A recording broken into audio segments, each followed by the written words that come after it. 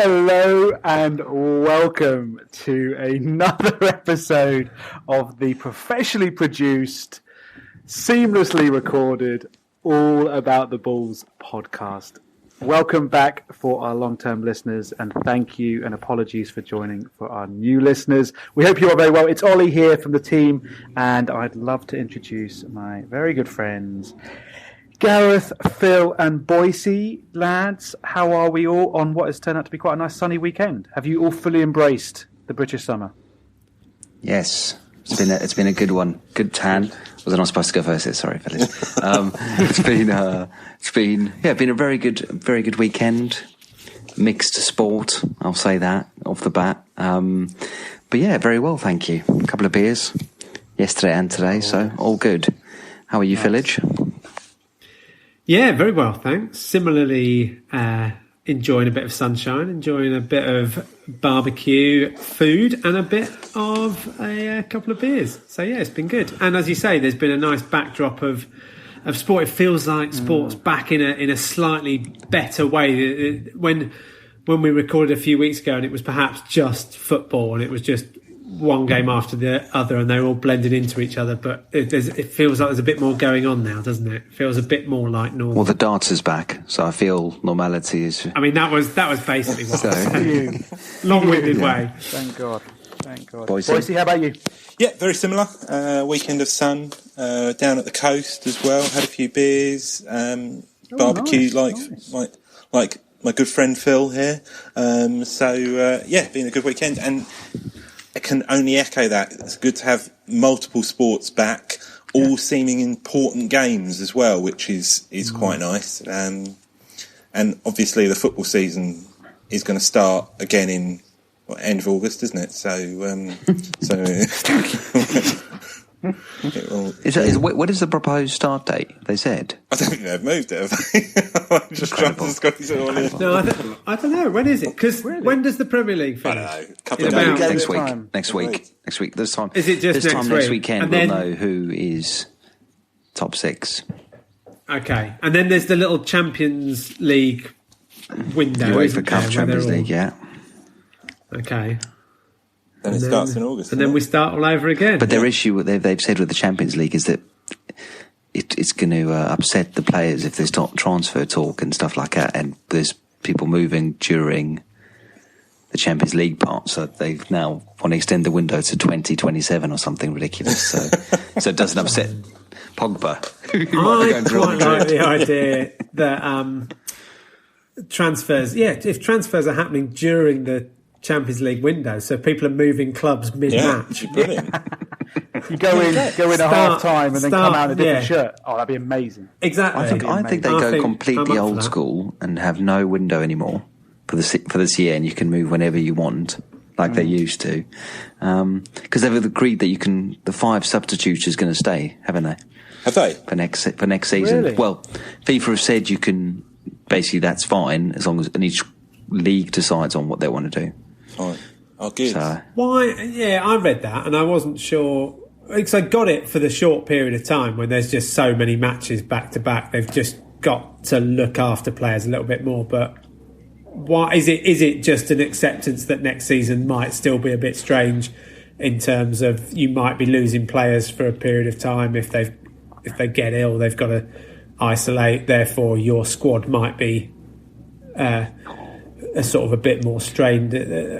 Is that the thinking behind it? I think maybe. Yeah. And the break's going to be shorter, probably, in theory. Of football. Yeah. Will they keep the drinks break during the half as well, which I always look forward to? I think that's. Why did they introduce the jinx break? Just because I don't think they'd had enough of a warm up, so to speak, into the new season. So they just need a couple of minutes off just to rest their legs. And do you think the TV companies will get that's their in to sell advertising space 100%. In the middle of a game? And now we've got it; it's here forever. It's like the NFL, isn't it? There's going to be they should just have one timeout each. The coaches, right? And you can just call the timeout whenever you want. But then, you start getting the commentators going on this half's drinks break brought to you by B&Q Ladders. It'll be Screwfix if it's in the the EFL will be Screwfix non-stop because that's their perfect demo. It's too funny. Screwfix is great. Talk Sport and the England Championship is just Screwfix made for him. That's the exact bloke who watches that. And probably listens to this podcast, hopefully. So Screwfix sponsors this podcast. Mate, never forget, we need all the sponsorship. Are they, obviously FIFA have let us decide on the substitutions ourselves. Have they, the last time they let us decide on VAR, we made a really good decision on that, and it's really good. Is there any talks about changing VAR, or is that here to stay? I think it's staying. What format? I think it's staying, but it's how they're going to do their offside. I think they're changing. So is the issue VAR, or is the issue the people who are operating the buttons and making the decisions? With great power. Because is VAR in itself the issue, or is it the interpretation? It's the interpretation. The way we've implemented it in the Premier League, different to the rest of. When you say we, just to be sure, because we've made a lot of decisions on this podcast. Is this something we did? Yes, it is. Are we the bunker? Are we in the bunker? Ian, do you not know that Ian is performance director for the FA? We've done an awful lot of good stuff, but I do just start to worry in lockdown. We've made some errors as well. I thought Boise was ticket president for Palace. No, I didn't think he was also... I'm going there, and I love that it's called ticket president. That was some would say that's a backward step, but I don't think so. Absolutely I think he's not. going to dual role. He can dual role. Like Rice Erasmus did for the Springboks. He was performance director for the rugby, the whole union, and the coach, and the eighth man, and the water boy, and everything. But yeah, I think you can definitely moonlight as the president of ticketing, especially when all games are behind closed doors. I mean, it's a good time to get into that world. Do you think October though? The president of ticketing right Boris now has said has had an issue, and he's gutted that he's been made redundant in this situation. Yeah. It is brutal. Boris has told us fans back in the stadium in October. Yes. Isn't that what's happening? Yeah. Good on Boris. And I don't want to turn this too political, but they haven't got anything else wrong yet, the government, have they, in the last few months? So what could go wrong? What could possibly go wrong now? Actually, sorry, before, because I know we're going to talk a little bit about the FA Cup and the Premier League and things like that, but before that, someone mentioned Man City. Did you guys see the ruling on Man City? That they're not out of the Champions League now? Yeah. Yep. Good. FFP is dead. Yes. FFP is dead. It's long live VAR. Correct. It's a redundant thing, isn't wins. It? Yeah. It is now, isn't it? Yeah. I mean, this is kind of like bullshit. Is it just because I don't understand why? It's bizarre. What is the point of having that if you could just appeal it and someone else can go, well, actually, yeah. I understand you need that. You do need that. Court of arbitration to be able to, in case it's a ridiculous decision. But surely you've got to go, well, they've made the decision and that's it. Obviously, I'm only saying this because it's City, and if it was United, I'd be saying excellent decision. So. But I think that's it, isn't it? I'm not going to pretend to know the ins and outs of financial fair play and all of the rules, but you're right. CAS are there to act as an arbitration service, and they have over the years proven that they're there to just prove the legality of it, really, aren't they? And the decisions that are made. So they've done the same when it comes to doping and in other sports, and they make decisions that are legally sound potentially, but aren't necessarily ones that all sports fans want or think is fair or right. But it does feel like now that decision's been made, it is a bit carte blanche to any club to just pretty much do what they want, and it does feel like you can't really see where FFP goes from here. I mean, they got taught a lesson yesterday though in footballing, so that was good by the Arsenal. Seamless segue as well. Thank you. That. Very nice, very nice. So we now know. So Arsenal-Chelsea FA Cup final. Oh, did Chelsea win? Oh, sorry, spoilers. Spoilers. I Whoops. didn't realise that. Gaff. It was- Yeah. Well, to be fair, it's very hard to win when your two centre backs nut each other. And your goalkeeper. One goes off, and the other one's got a headband. Can't see. I mean, it was just ridiculous. It was ridiculous. There was a thought that David De Gea had transferred mid-game to Chelsea or Arsenal under the new system that we've put in place. He actually, possibly between the shot from Mason Mount coming towards him and it reaching him, he got news in his ear that he was on his way to Stamford Bridge. I've always been a massive fan of his, and I, he's, especially in the dark days 4 or 5 years ago when we were really poor, he was by far the most outstanding player in the club. And he had, otherwise we would have been in serious mid-table. He got you points, didn't he? He actually won you games, which is incredible. Definitely. But I almost think, sometimes you need that. Maybe he needs a change. Maybe that's. And they got Dean Henderson, who we could just bring back. Yeah. How old's De Gea now? He does. He's been around 29, a while 30. now, hasn't he? I don't even think he's 30. Okay, Is so is he not? So he should be. You feel at that age for a goalkeeper, you should be kind of at your peak. But the last year or two, he's really started making a few 29. excuse me, big 29. mistakes, and maybe the fact that he is at United, and maybe the fact that he has been so good for a long time is what highlights it. When Jordan Pickford starts flapping at crosses, and so I know he's England's number one, but it's possibly not so high profile, and where he's been to and where he's possibly just dropped off to is what makes it stand out a little bit. Yeah, you're more. right, because if there was a Tim Krul or someone like that doing the same things, you're right, wouldn't get the. But that is what being a United player is. That's what's being at the top 2 or 3 clubs, 4 or 5 clubs in the country. I was going to say maybe top 8, perhaps.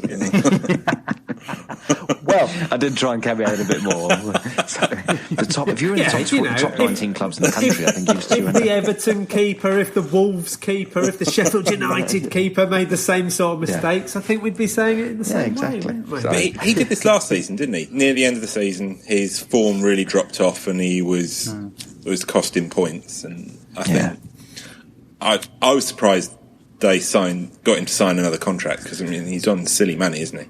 So, and I think it would. So, what would you do? It. What would you do? Bring Dean Henderson, sell him, and bring Henderson back? Yeah. Give him a go. Ollie, couldn't give a monkeys, mate. cool, awesome, great. Hashtag analysis. Well, actually, no, I mean about the keeper, I don't really care, but I do think that Solskjaer deserves a huge amount of credit for where he's actually managed to get United. Well, okay, Solskjaer and Fernandes, where they've managed to get Man United this season, because they are 5th, but they're equal on points and goal difference with Leicester, and they've got 2 games left, whereas Leicester have only got 1 game left. And their 1 game is United. They could easily be. They could even. I mean, they could still hit 3rd. Yeah. If Chelsea stumble, and they should do now. Leicester are in sort of downfall, really, aren't they? The break came at a really bad time, or at least they've come back from the break in pretty poor form, and United have landed it well. Did they win 3 games in a row by 3 goals or 4. more? Which is the first time. Was it 4? First time ever. It's the first time it's ever been done in Premier League history, which is incredible, really. That is a. Very rarely we have records for United at the moment. So there was a.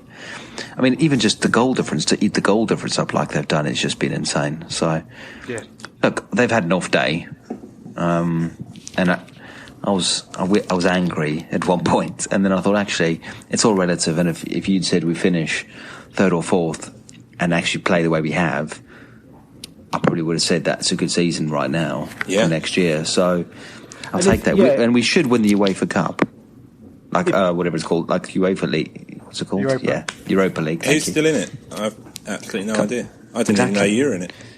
So. Are Wolves still in it? Yes, we're on Wolves' side of the draw. We got them next, I think. So that'll be interesting. But isn't that? I totally understand what you're saying. That finishing third, fourth, cup semi-final, possibly another good run in Europe is a decent season. But it's sad. We talked about this a couple of weeks ago, didn't we? I'm sure the club, those at the top in the club, will be so desperate to make sure third or fourth place means so much more than winning the FA Cup or even winning the Europa Cup. And it's a sad indictment, really, of the game. But we have talked about that before, and it's a real pity that finishing fourth in the Premier League does mean more than winning the FA Cup or.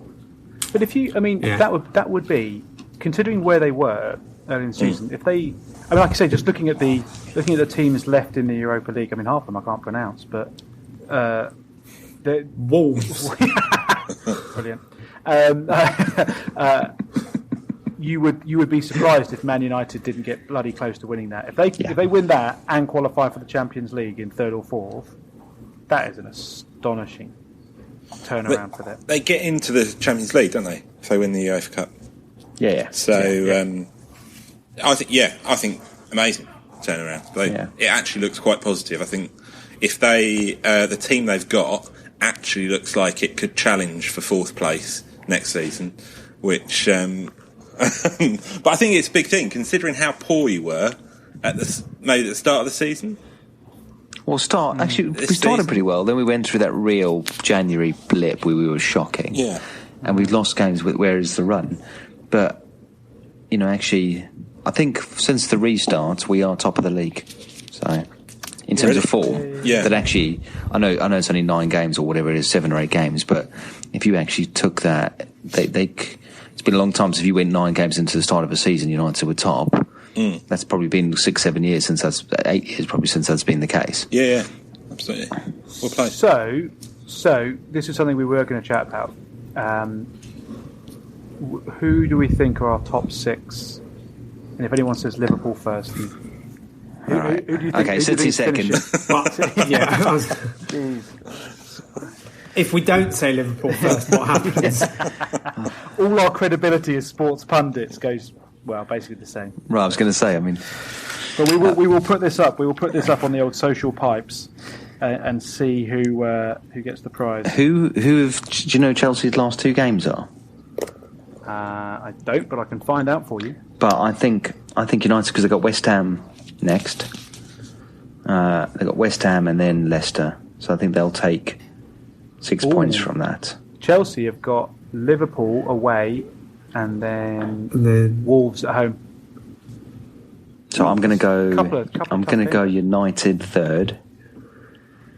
Really? Okay. Because I think Chelsea will win 1 and draw 1. Mm-hmm. And I think United Chelsea will win take both. 4 from that. I think they'll beat Wolves and draw with Liverpool. Phil doesn't care. He's tired.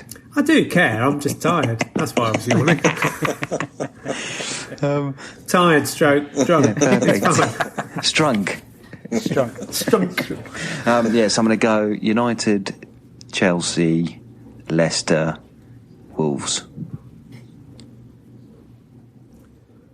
Right. I'm going to say Chelsea, United, Leicester, Spurs. What? Really? Spurs? Solid today. They've got 1 game left, haven't they, Spurs? Who are they playing in their last game? Spurs. They destroyed Leicester. Spurs have got no chance. Palace. Yeah, correct. Right. Spurs are in trouble. They've got to go down to South London. Oof. I don't know if you've met their new ticketing president, but he's you do I not prefer want to be president away. of ticketing. I've only heard good things. POT, you are. POT. Go then, Boise. Where do you think? I would agree with. United third.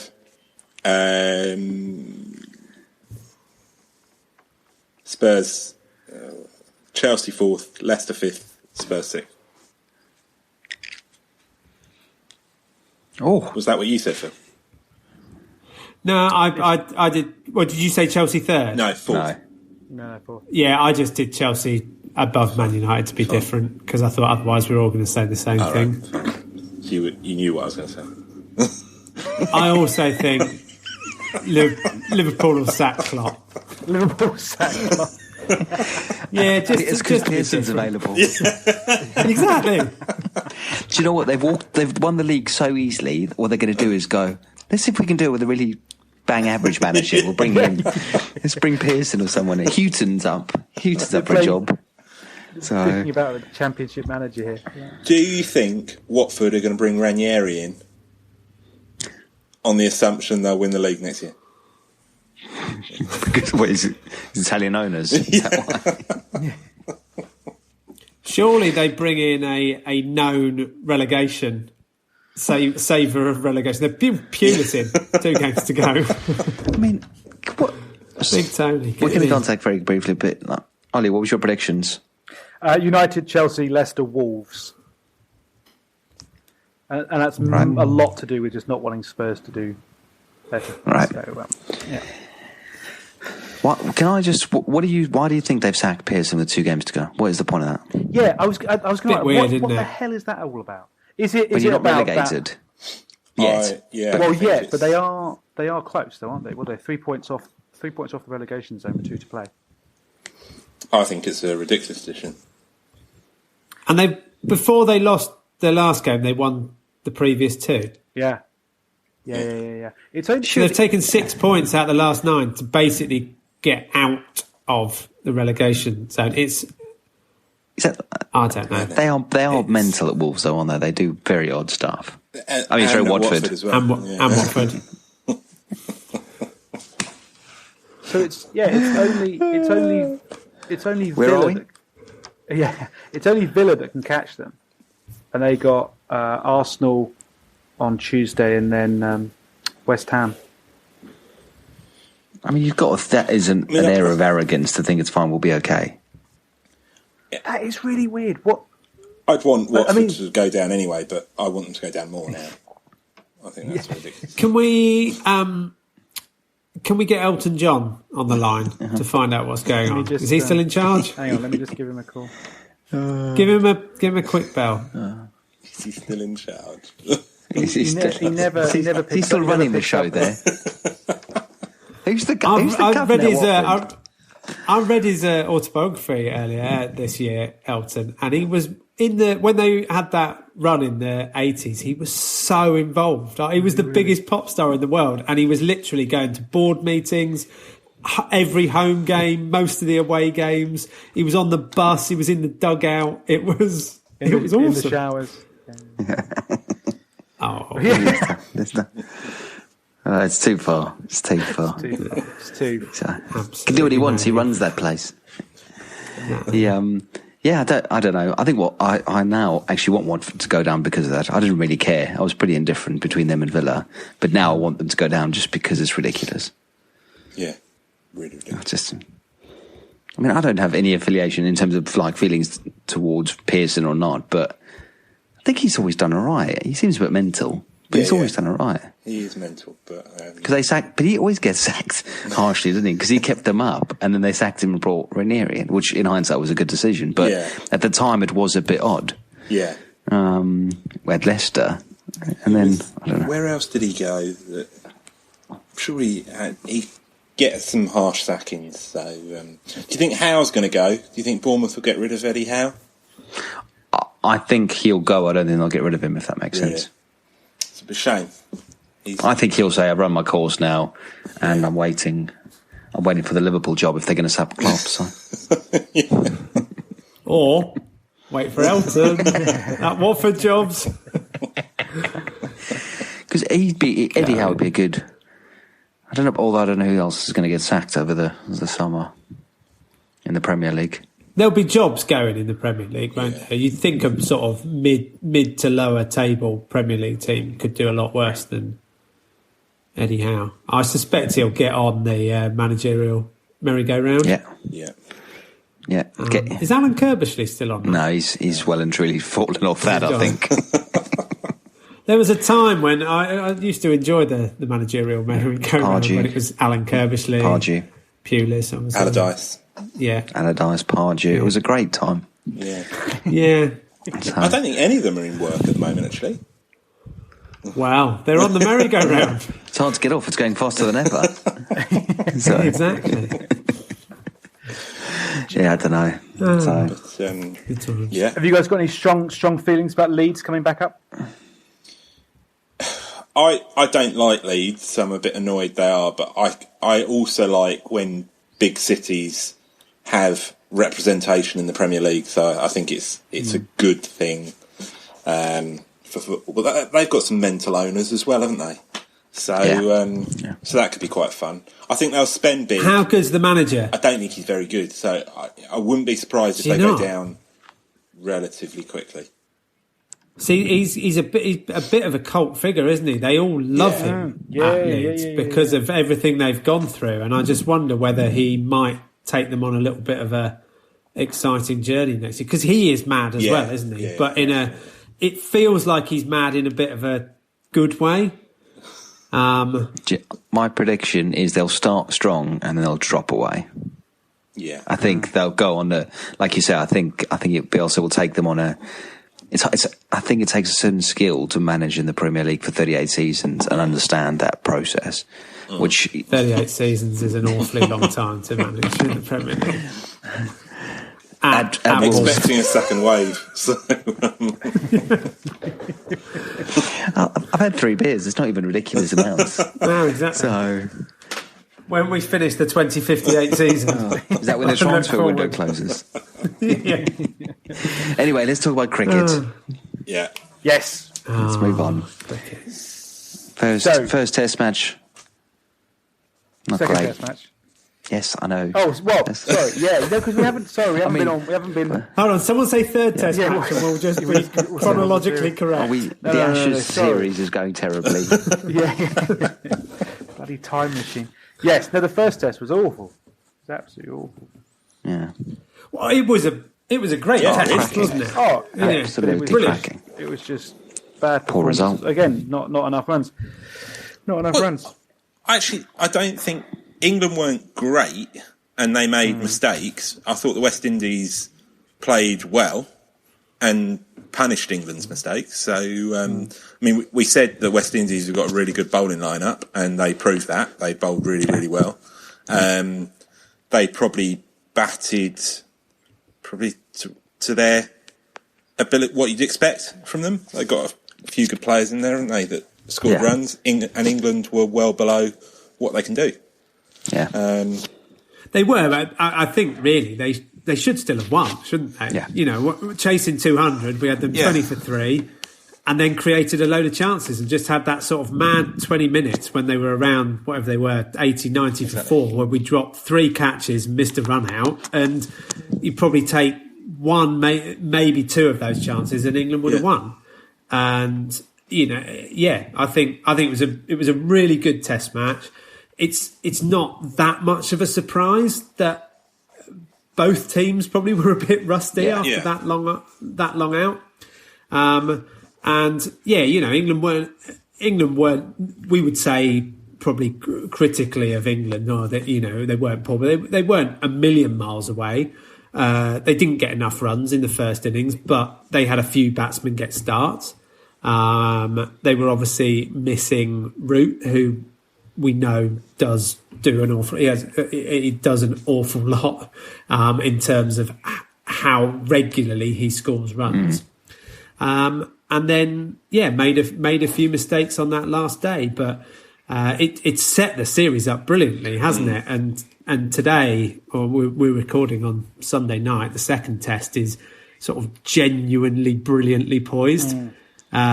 And I don't know how much you saw of today. I had it on in the background, but what I did see, it just felt like why Test match cricket is brilliant today, because it went through all of those ebbs and flows. You could the only thing that was a pity was it was one of those days where the crowd would have really sort of taken you on that journey as well. And so obviously not having fans in wasn't great, but you know, for a long time, it felt like not much is happening here. The West Indies are batting well. They're scoring runs. They're going to this game's going to possibly start to head towards a draw. And then Stokes bowled that spell quite aggressively, got the wicket, opened and end up just before the new ball. And then Broad bowled one of his little magic spells where he got a cluster of wickets. Then there was that little subplot, will they get past the follow-on or not? And they obviously did, and then you had that moment that was reminiscent of the World Cup final with Stokes and Buttler coming out to bat, and it just again, those things that just happen in Test cricket that are just all these little subplots and are just really exciting. It's just set up for such an exciting day tomorrow. You know what? I think there's 98 overs supposed to be bowled, so England would want to have 2 new balls tomorrow if they could. I would have thought so. You know, even if it's just. You saw what the new ball did tonight when Broad came in and balls were flying off at people's heads, and then the one that bowled Blackwood more or less rolled along the ground. So, you know, even if you're saying maybe 86, 88 overs just to make sure you've got that second bite of the cherry if you need 2 or 3 at the end. So England have probably only got 10 overs in the morning to want to get another 60, 70 runs. So it's going to be sort of an exciting morning of England going out chasing runs. And then one of those days where they're probably the new ball will be key. And then if the West Indies can get through the new ball, maybe only a couple down, you go through what will be a sort of that interesting passage of England trying to chip away. Depending on how many England have set, will the West Indies have a little sniff at actually getting them?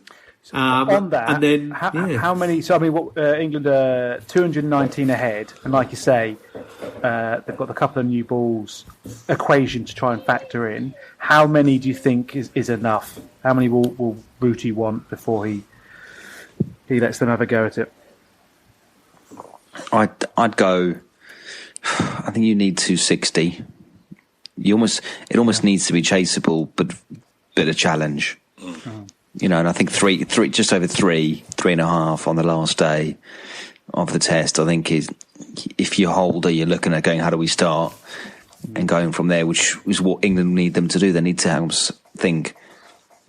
a little dart, and if we go 2 or 3 down, we'll shut up sharp.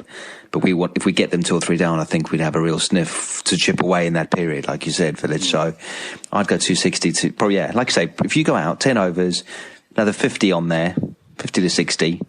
Yeah, I think you then, maybe, come in. The worst case scenario for England, well, obviously the worst case scenario is them losing, but they'll be absolutely desperate if they don't give themselves enough time to bowl them out. Yeah.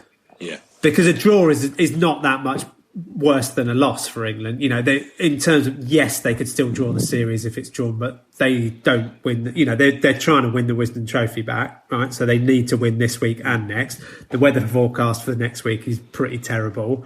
So even to draw the series, they need to win, and they probably do. Having lost the day, they probably do need to dangle that bit of a carrot. Yeah. Boise, what do you think? I completely agree. 250, 260. I'd go as low as 250. I don't think the Windies really are going to go for it too much. They've got more to lose by losing this game. So I think, get the 60 and then batter them. Good to have Broad back. So I think he'll be critical. I saw Stokes. Did Stokes pick up an injury? Really? I heard he was just like poking his stomach, so I didn't know whether he'd had a slight strain or anything like that might stop him bowling. But but I'm sure. Do you think you said 250 there? Do you think if England if they're 220 now, 250 is probably only another 5-6 overs away? Yeah. And with 98 overs in the day, that would give them 90 overs to get 250. So that's less than 3 and over. That's is that too easy? Too much of a carrot to dangle, or because actually, the way it's been relatively slow scoring in this Test match, hasn't it? Apart from the ends of the innings when they've needed to go for it, but I think no, because I think they'll get a couple of early wickets. I don't think the Windies batting lineup will hold up that much. So I think that they need some big performances. and I think there's only one or two batsmen in that team that will do it. But Brooks looks good though, doesn't he? Is it Brooks? Yeah, he looked looked good today. He did look good, I have to admit. That would be the only thing in my mind Hope. is that a couple of their guys. I was going to say, Hope is interesting, isn't he? Because he had that game at Headingley 3 years ago and hasn't scored 100 since. He averages about 25 in Test cricket since then. But Hope, Blackwood, Brooks, they all score at a reasonable rate. And Campbell does. You know, if Campbell, we haven't seen him bat for very long, but if he does, that would be the only thing for me about giving them that they've got 3 or 4 batsmen. I agree the scoring rate hasn't been that quick, but they've got a couple of guys who, if they get in, could close it quite quickly. And I think they'll go to 280. Do you? Yeah. I think that would be their plan. That's only another 60 runs. So, you know, and to be honest, they'll probably do it on 270, time. but 280 seems like... whoa. Without sounding weird, I think slow down. I think you're right, Village. I think that their biggest fear will be not giving themselves enough time. So that's why I think they'll go 265 like there, and I think... Interesting to see how they come out. I don't think you need to worry about the time so much because I don't think the West Indies will shut up shop. I think they'll go after it. Do you? I think they'll go after it. I think just like their mentality is like, as long if you give them anywhere around 270, 280, 290, they will fancy that. They will absolutely fancy that.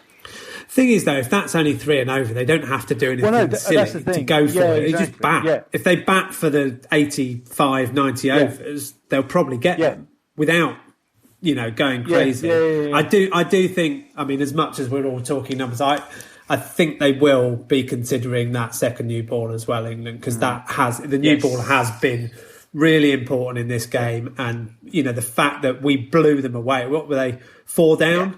They were when the new ball came in, and we took 6 for, I don't know what it was, but 6 for 50 or 60 or something. And I think they will have that in their mind that even 5 or 6 overs, if they were 7 or 8 down and we got 5 or 6 overs with the new ball, Shannon Gabriel is an absolute walking wicket. I mean, he's brilliant, but he's absolute walking wicket. Have you seen the footage from a couple of years ago? Was it Sri Lanka they were playing when they batted all day to save a test match, and Gabriel came in with about 2 overs to go, all the men ran the bat. Who was at the other end? Might have been Dowrich, or someone was the other end, 120 not out or something like that, and Gabriel had 1 ball left of the penultimate over, and then Dowrich was going to just block out the last 6 balls to the draw, and he got bowled trying to moo it to Cow Corner. Yes, love it. And he sort of explained afterwards, I was too nervous about, if I just sort of try and play a defensive shot, I'd just pop it up to one of the 6 players around the bat. So I was playing the percentages, but it's not a good look when you've got a bloke it's amazing what goes not through your out. head, though, isn't it? Going, actually, right, I'm more likely to whack it over Cow Corner. Yeah, as long as I get something on it. If I get something on it, all the fielder in close, I'm fine. So, a question I had for you guys actually was, I know we haven't seen like the whole of the second test yet, but what's your current feeling on England's best bowling lineup now that we've seen a few of them out there? I've seen everyone have a dart pretty much. Everyone's had a little dart, apart from except Ollie. Moeen. Here's what I found. Oh, what did you find, Siri? What did you find? Siri? Says Jofra Archer should not go via Hove. Yeah. You see, that was the problem. Archer used Apple Maps to get to Old Trafford and then ended up in bloody Hove. So what's the best bowling lineup? England's best bowling lineup. Ian? Phil? Someone, one of you. It's really hard, isn't it? I mean, yeah. They've got, the fact they've got 6... At the start of the series, we thought we were absolutely laden with fast bowlers, and then we were only sort of 10 minutes away from a bloke no one's ever heard of playing at the start of this test. Ollie Robinson got named in 13. I think the good thing is you've got a number of bowlers who are similar, and they are playing on rotation, aren't they? I think it's really hard to see at the moment who is, what is it that we're aiming for with our best bowling attack? Because they're not going to play. They've said. I listened to Jimmy this morning talking on Sky Sports, and he said no bowler will play more than 4 tests this summer. They're playing 6 tests in 6-7 weeks. So what you might determine to be the best bowling attack might actually never play or might not play a test together. Certainly this summer. And then by the time we go back to, next summer or whenever it is, who knows what? Certainly Jimmy, Broad, they're coming towards the end of their career. Mark Wood just can't play back-to-back tests. So you are playing a little bit, I think, on the conditions, a little bit more on how quickly you've got to turn things around. I mean, who saw Shannon Gabriel's first couple of overs? As much as we left Wood and Jimmy out for a bit of stiffness, and I certainly had a few mates go, just such a rubbish. They're professional sportsmen. A bit and then stiff. You saw Shannon Gabriel coming in like, oh, his bless him. hamstring was about 1 inch long. You just wanted to put an arm around him and say, it's going to be all right, mate. You can have a sit down in a few days' time. But, it's a really tough schedule, isn't it? And, I totally have. I was going to say. But I think that's part of the thing. I'm not sure they're looking for a best bowling attack at the moment. They've got a stock of seamers that they can rotate. So if you had to pick 4, though, Phil, just as the chairman of selectors, who's your bowling attack for the next test?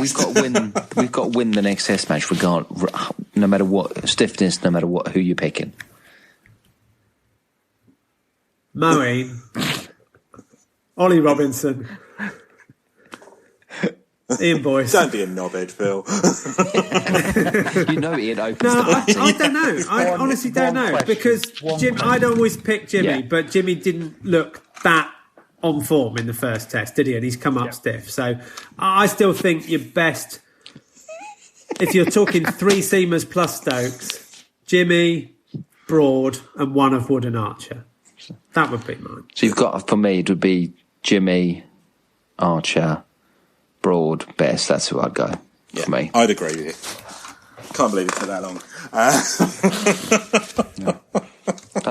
How good was it to see Mark Wood bowling at 95 miles an hour, though? In the first test. But I think it wasn't great. Wood, although I think actually on the WhatsApp group we've got, I said I don't know, Wood's got nothing about him. It's just so straight, doesn't move it. Seconds later, he just tears out the middle stump. I'm like, oh, you idiot. But I don't think Wood. I think on the right pitch, Wood gives you something really quite scary and lively. But I think Archer can do that just as well. I think Archer's got more variety to his bowling arsenal than Wood has. Do you not think that Wood has played a number of test matches now over a few years where he's shown that I think he has got more than that? And I think that judging anyone on that first test, I thought Jimmy looked pretty poor in that first test. Jimmy's got a pretty good record. If you were just judging him on that one game, then you wouldn't really say he was all that. And I just think the idea that, and I know there's this idea that we're looking towards us going to Australia in a couple of years' time, but, people bowling, Sam Curran, Chris Wokes, Ollie Robinson, and even Jimmy and Broad potentially aren't going to do masses on Australian pitches. We know that. We know that if we go to Australia, if you can get Wood and Archer plus another couple fit and Stokes, the way Stokes bowls, he doesn't get the numbers maybe, but the aggression with which he bowls in short spells. He did it today. He came round the wicket, he bowled short into people's ribs. Exactly, and that's the sort of bowling that's likely to have success in Australia. Look, I think it's good that we've got Wood and Archer both in the squad and in this rotation. So and we keep, it's not about dropping Wood for long periods of time and then just bringing him back and hoping he digs us out of 1-0 in the Ashes when we go to Perth or something. But I think if you're picking your top 4, I don't think Wood is in it. I don't think Wood is in that top 4 at the moment. You'd have Anderson and Broad, and I think then Archer. I mean, it doesn't matter because you're not chairman of selectors, Phil is, so he's chosen Wood. True, very Has true. he? Fair point. Has he? No, I haven't got a clue who's chosen. No, I didn't choose Wood. The good. southwesterly breeze on the humidity levels will make me choose Moeen Ali. So. Viz, well, that's where I'm coming at. Viz, you mentioned Bess just then and said that he was in your best attack, and we didn't really talk about him before. I think because we had a little bit of our Moeen Ali loving, but Bess had, did a reasonable job in South Africa and has kept his place in the team, which again is a very sort of English thing to do, and maybe that's fair enough. But I think he's bowled pretty well. I think so. In the first two tests. I think he does strike me as he could be. I'm not saying it looks so early days, but I'm not saying a swan. But he strikes me as someone who will get better and better playing Test cricket. And actually, think if you gave him a run over a period of time and gave him that confidence to be, you are going to be our spinner for a period of time and develop. I think he's got something about him. So I didn't see much today, but I was reading that he couldn't really find his length. Certainly this morning, I think in the first and second session, he was struggling and not really. He was going for quite a few runs without causing any issues. So I don't know. Does that mean try Leach or for the third test? I think it's a little bit. It's hard, isn't it? At the moment, because these guys haven't played cricket for months and they're used to playing. And would Leach be any better? You know, they've Best was the man in possession of the shirt, and by all accounts, in that warm-up match they played, he completely out-bowled Leach, which I guess went towards it. And yeah, it's difficult, isn't it? But I think he's done enough. I think he's shown enough. I wasn't a massive fan when he was when he first got picked a couple of years ago or a year ago, whenever it was. I thought he was really not that good at all. But I actually think, I didn't see enough of it today, and that may well be right. But I think he's done enough in little spells to show that maybe he does deserve to just have a bit of a run in the team. Two questions, because we got to wrap up. Two questions for you guys. Any final words on the Jofra incident that haven't already been stupid? One word: stupid. Yeah. I mean, isn't it weird that they all drive down separately? Why not just put them in a bus? I assume they'd all be on a bus. Like this whole bio bubble security, whatever. Yeah. I just assumed they would be in a coach. Yeah. Driven up to Manchester. Put them on a bus with a toilet. Are we saying that none of them stopped at a service station on the way down? No, didn't they? Wasn't the point though is that they'd set somewhere up halfway along the journey, so they'd set up a biosecure. I don't know whether it was in a service station or whether. His So they. I agree. It seems odd not to put a coach on, other than the fact that this has already cost an awful lot of money to put it on, and I guess there's an element of empowering the players and saying, look, we trust you. This is how they get around normally, isn't it? And we trust you to understand how important it is to stay within the bubble. You've got to drive from the Rose Bowl to Old Trafford and stop at this point where we have set up a little chef or a happy eater with a bubble around it, whatever it is. There's no way. He made a bad choice, didn't he? He's 24 years old, and I'm not excusing it, but I think people make mistakes. We've all he's a pretty made laid back mistakes character. at 23, 24 years old. Absolutely, a number of us here have witnessed each other. Exactly. So we cannot throw stones. I'll say that.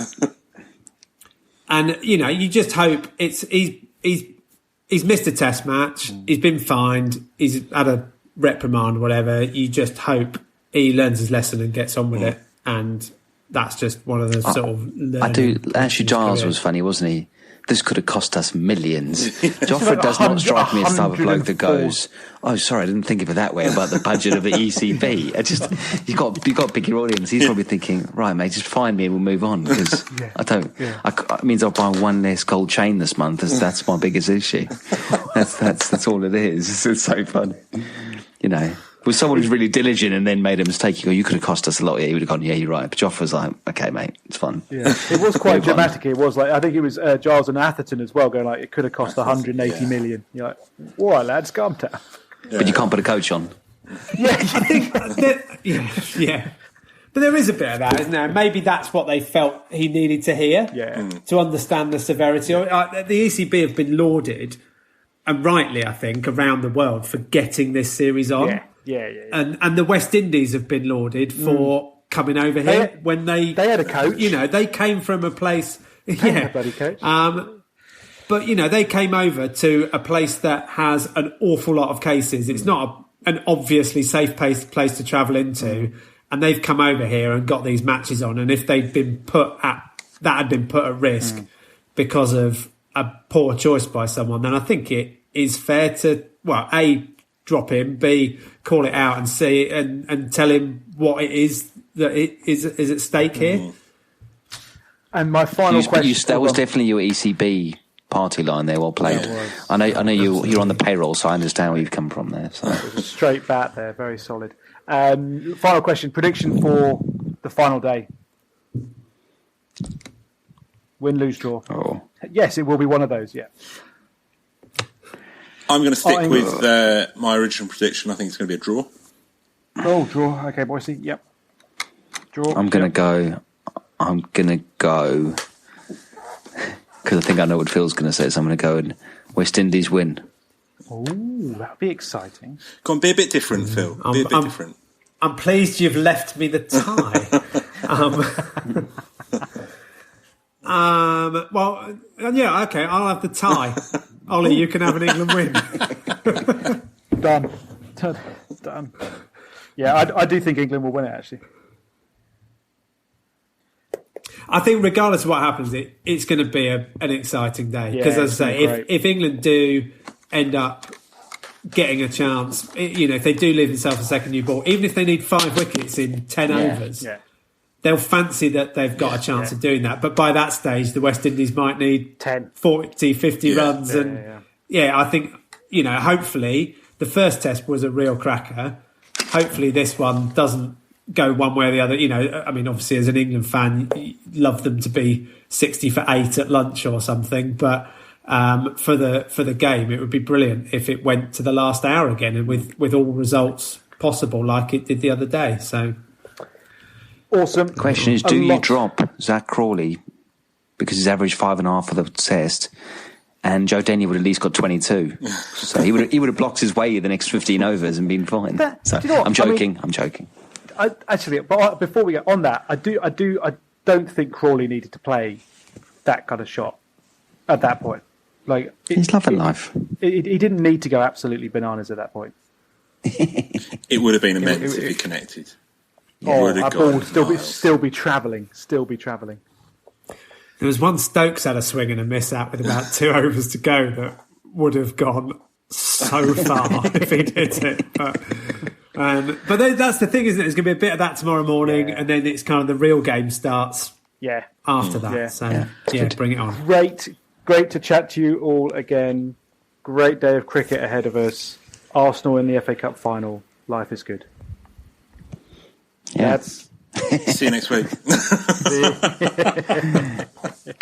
Goodbye. Go well. Bye. Go well. Cheers.